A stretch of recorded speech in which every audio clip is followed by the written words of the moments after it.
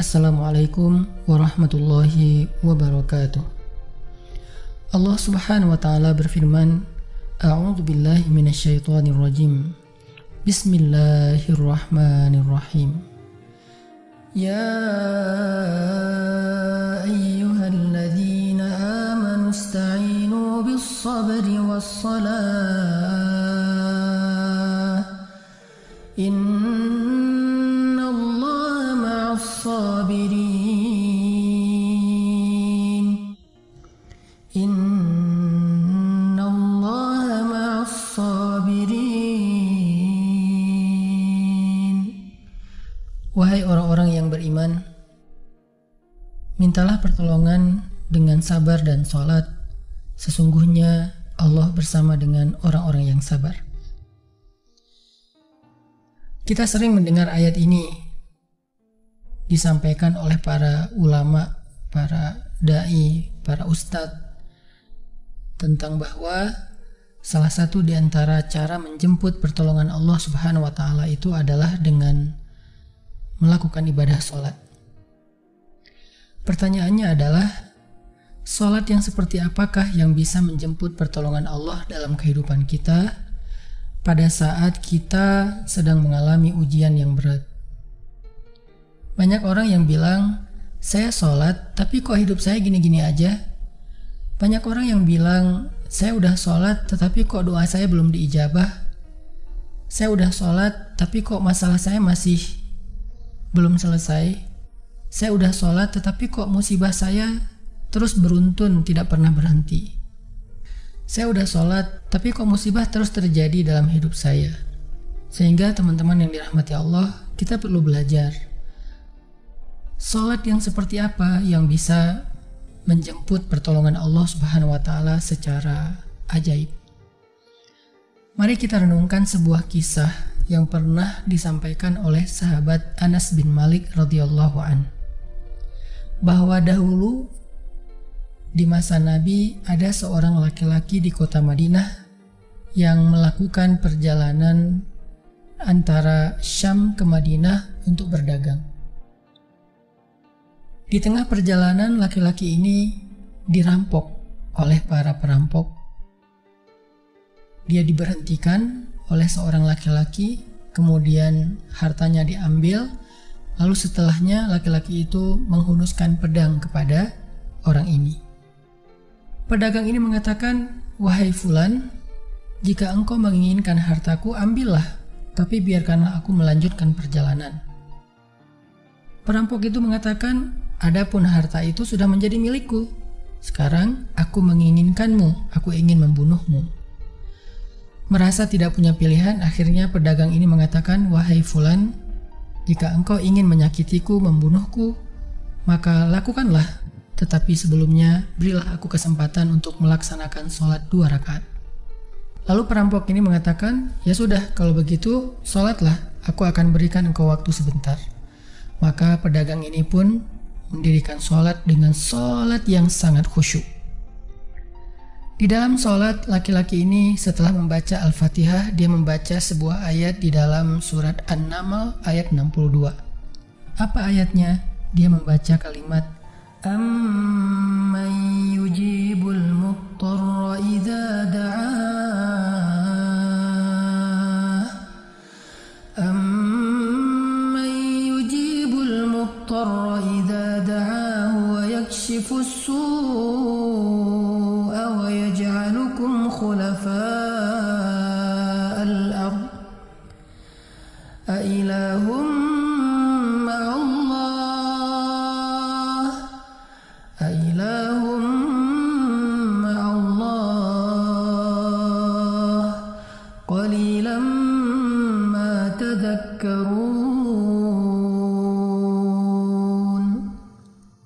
Bukankah dialah Allah yang memperkenankan doa orang yang dalam kesulitan apabila dia berdoa kepadanya, dan menghilangkan kesusahan dan menjadikan kalian sebagai khalifah di muka bumi?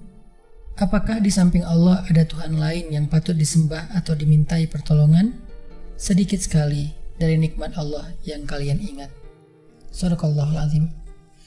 Teman-teman yang dirahmati Allah Subhanahu wa taala, Inilah ayat yang dibaca oleh pedagang tadi ketika dia sholat 2 rakaat. Dia membaca kalimat ini dengan penuh penghayatan dan perenungan. Dia mentadaburi ayat ini. Amma yujibul muttarra idza da'ah wa yakshifus su'. Bukankah dialah Allah yang memperkenankan doa orang-orang yang dalam kesulitan dan menghilangkan kesusahan? Dia menghayati ayat ini. Dia mentadaburi ayat ini. Sehingga muncullah rasa yakin di hatinya bahwa harapannya saat ini satu-satunya adalah Allah yang yujibul muttar. Dia dalam kondisi muttar, dalam kondisi kesulitan, dalam kondisi terancam. Muttar itu bisa bermakna terancam, kesulitan, kesusahan, dan berbagai macam makna dari ketidakberdayaan. Siapa yang yujibul muttar? Siapa yang akan memperkenankan doa orang yang tidak berdaya selain Allah? Wa yakshifus su', dan menghilangkan kesusahannya selain Allah? Maka mulai muncullah rasa yakin di dalam hati laki-laki ini setelah membaca ayat tersebut. Setelah selesai dia lakukan sholat, kemudian dia mengangkat kedua tangannya. Dia berdoa kepada Allah dengan menyebut nama-nama Allah yang mulia. Ya Rabbi, wahai Tuhan yang maha pengasih, wahai Tuhan yang maha penyayang, wahai Tuhan yang memiliki arasy yang mulia, wahai Tuhan yang menampakkan makhluk, wahai Tuhan yang maha mengembalikan, wahai Tuhan yang maha melaksanakan apa yang Dia kehendaki. Aku mohon dengan cahayamu yang memenuhi sudut-sudut arasy-Mu. Hamba mohon kepadamu dengan kekuasaanmu yang menguasai makhluk-Mu dan dengan rahmat-Mu yang meliputi segala sesuatu. Tidak ada Tuhan yang berhak disembah selain Engkau, ya Allah. Wahai Tuhan yang maha penolong, tolonglah aku. Laki-laki ini berdoa meminta kepada Allah dengan menyebut kebesaran Allah di arasy, menyebut cahaya-cahaya yang dimiliki oleh Allah yang meliputi arasy-Nya yang mulia. Tiba-tiba setelah selesai berdoa, muncullah seorang laki-laki dengan pakaian hijau bercahaya. Dia mengendarai seekor kuda berwarna abu. Dia mengeluarkan pedang. Lalu perampok tadi mencoba untuk menyerang laki-laki berkuda itu. Tetapi laki-laki berkuda itu menendang dengan kudanya sehingga perampok ini terhempas, terjatuh. Kemudian laki-laki tersebut membunuh perampok itu seketika. Kemudian pedagang itu bertanya, "Siapakah Tuan?" Lalu penunggang kuda itu menjawab, "Ketahuilah, saya adalah malaikat yang turun dari langit ketiga. Ketika kamu berdoa kepada Allah kali yang pertama, kami para malaikat mendengar suara gemerincing dari pintu-pintu langit. Sehingga para malaikat bertanya-tanya, apa yang sedang terjadi? Tiba-tiba muncullah doamu yang kedua, hingga pintu-pintu langit terbuka dan nampaklah cahaya yang sangat benderang. Dan di doamu yang ketiga, datanglah malaikat Jibril kepada kami seraya berseru, siapakah di antara kalian wahai para malaikat yang mau menolong hamba Allah itu? Lalu aku memohon kepada Allah agar Ia mengizinkanku melaksanakan tugas ini.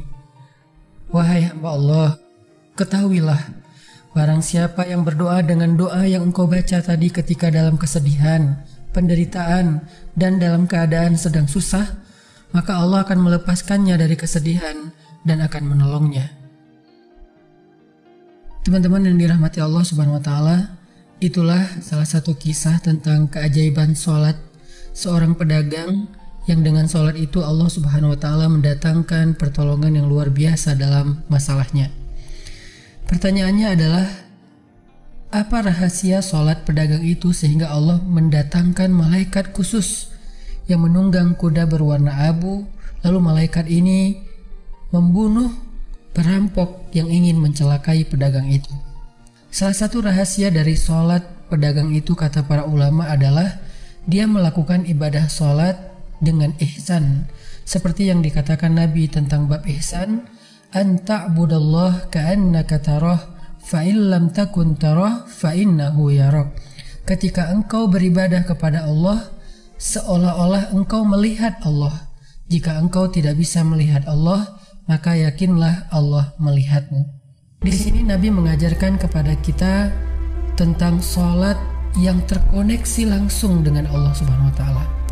Terkoneksi dalam yakin dan iman sampai seolah-olah kita melihat Allah, Artinya ketika kita bisa sholat seolah-olah kita melihat Allah, lalu dengan kondisi seperti itu kita meminta pertolongan Allah dengan penuh keyakinan, itulah sholat yang mendatangkan pertolongan Allah. Atau kalau kita nggak bisa membayangkan bahwa kita melihat Allah karena itu memang sulit, maka yakinlah Allah melihat kita dan itu pasti.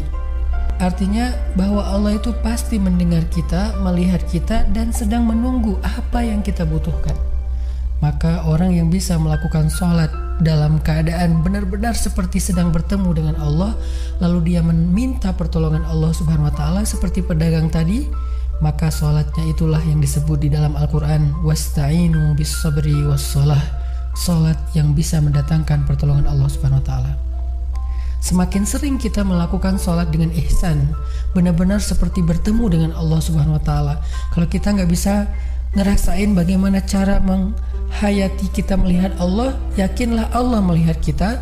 Dan kalau kita bisa mendawamkan ini dalam sholat 5 waktu dan dalam sholat-sholat sunnah kita yang lain, terutama sholat tahajud, maka insya Allah sholat kita sudah menjadi jalan keajaiban dalam kehidupan kita. Barakallahu fiikum.